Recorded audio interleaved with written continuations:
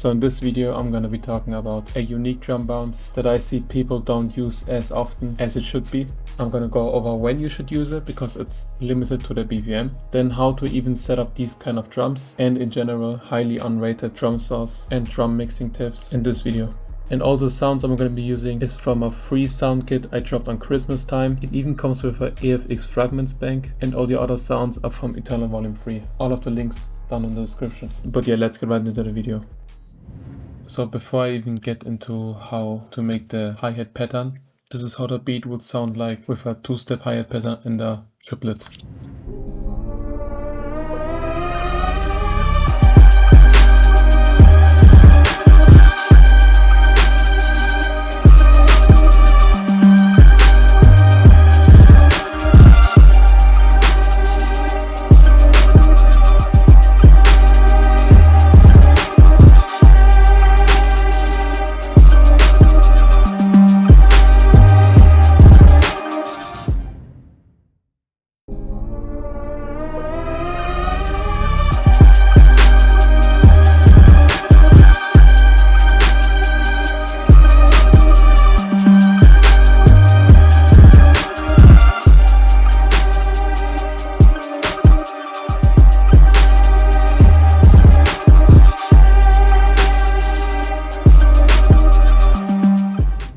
Alright, so you should use a triplet bounce if the BPM of the sample or the vibe you're going for is between 130 and around 145, because anything more or less would just sound not good, and you should go for a two-step hi-hat pattern. Let's say the sample you're working with is 130 or 135 and you're going for a trap beat and still want the beat to be fast-paced kinda, then you should go for a triplet beat, because speeding up the sample to 140 will not sound good sometimes. If you speed up a sample that's 130 BPM to 165, then it will not sound good. I will recommend a two-step hi-hat pattern if you have like 160 BPM around that.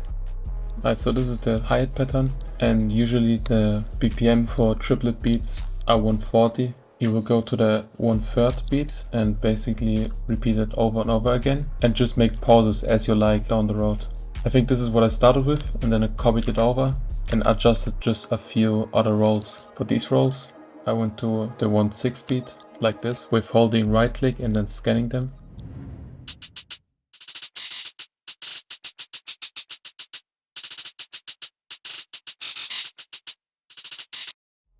For these, I went into this one and basically chopped it up like this.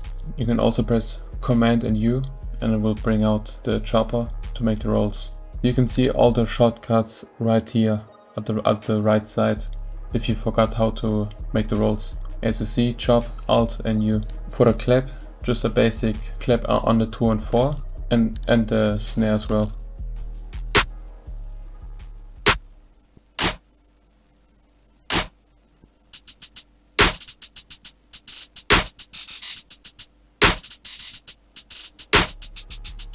It's a bit of a lower one to just give it a bit more body. I think these 3 drums are from the drum tools, from the producer gift I just dropped. It's completely free, link in the description.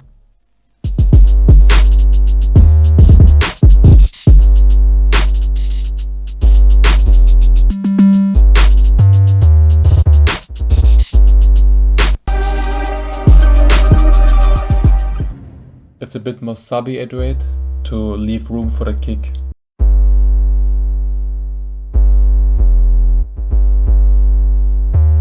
For these kind of rolls, you should do pauses like this to give the roll a bit more tension.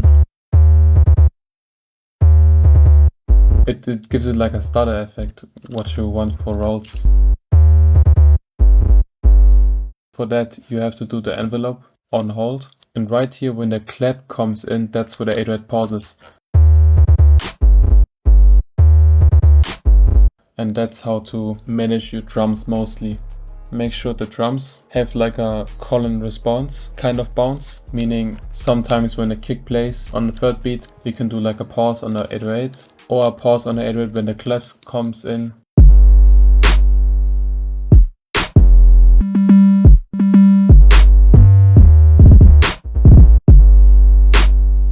Or something really interesting as well. If you do a regular 3-step 808 bounce like this, you can do it as well. after that, but don't let it hit.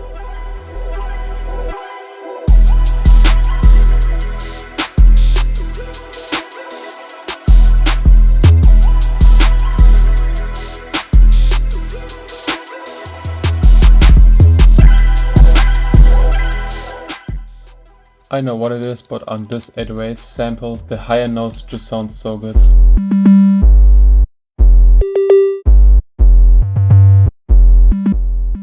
And then again, these pauses.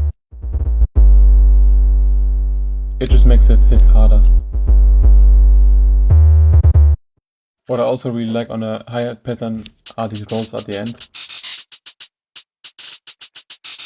I went into the 1/6 beat and just copied these over.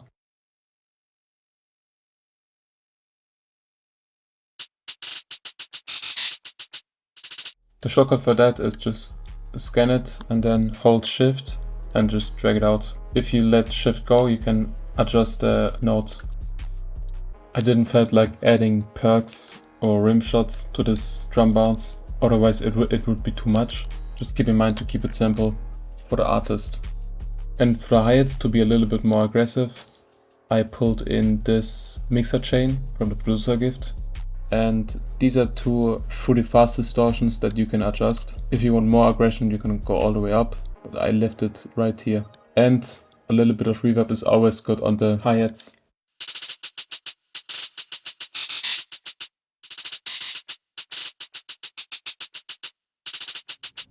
If you wonder why I cut out these super high hi-hats, let me just showcase it right now. If you have headphones right now, you should be able to hear it on about 17,000 Hertz.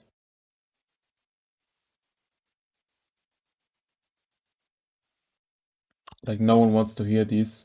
And usually in the mastering step, when you send out the beat, they will do it, but sometimes it's good if you also do it. For all the other drums, I made no mixing adjustments. I only cut out the low end from the melody for automation. If you also want to watch how I made this intro and the sample in general, I didn't just use phrases, you can hit the info box. For the master, this is really some sauce. I use Crafter. So this is like a multi-band and single band distortion mastering plugin. And the coolest thing about Crafter is you can adjust the mixing signals of each band. For example, if you have all the way to the single, it's just this drive knob. If you have it on dry, the plugin is turned off.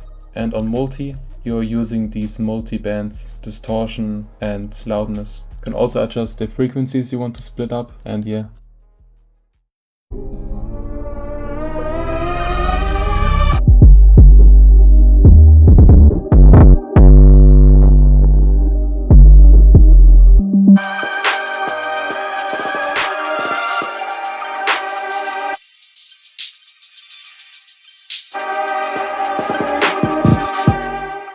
You're able to hear the most difference in the main drive signal, because it's not like a loudness thing, it's like multiple distortion effects. And then fully limiter, put up the gain like a little bit, around 1.5 dB. This is saturation, which also replaces the ceiling. If you turn down this, it won't go over 0 dB. For the mixing, I have a full-on mixing guide and mixing secrets. I will also link it in the description. Just talking about more situational drum mixing. On this beat, I barely use any mixing, except for the hi-hats, which was a mixing chain. And yeah, that was it with the video. Hope you enjoyed it and could learn something from it. And yeah, see you in the next one.